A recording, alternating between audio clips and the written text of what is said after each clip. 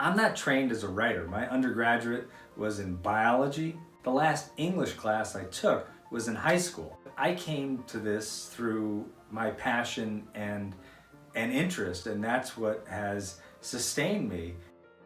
Coming up with ideas for my books is always difficult. Going to the library, randomly pulling books off the shelf, doing a lot of searches on the internet, trying to connect maritime themes, environmental themes, wildlife themes, American history themes.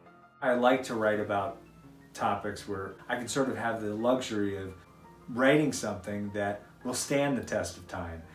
Since a lot of my books cover huge chunks of history, I have all these files for each chapter, and I could have hundreds and hundreds of pages, digital and physical, of just information about each chapter.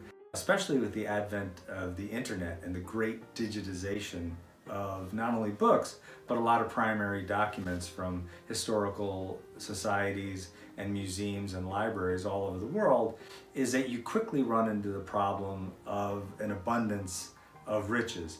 And I think actually, even though I didn't use my PhD to become a professor, the PhD process, it gave me a skill that I've only built on since that time. Because it is, even to me at the beginning, absolutely overwhelming. But the saving grace is that I have particularly strong skills in synthesizing huge amounts of information, distilling them down, and spanning hundreds of years. My books are popular narrative histories. The greatest thing you can ever hear as a nonfiction writer, I think, is it read like fiction. It was like a novel. Since I write books about topics I don't know a lot about, almost all the reading I have to do is about my topic.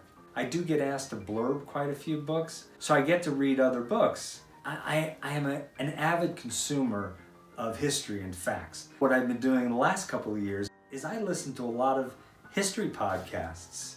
I put in headphones and I'll listen to an episode of American Experience or This American Life or the Moth Radio. I love listening to little stories because they're about humans and human interactions, and they're fascinating. I think that feeds my writing. I've always been incredibly curious. And so much of success in life, I'm not just talking about writing, any career, if you have a passion for it or a deep abiding interest, that counts for a lot.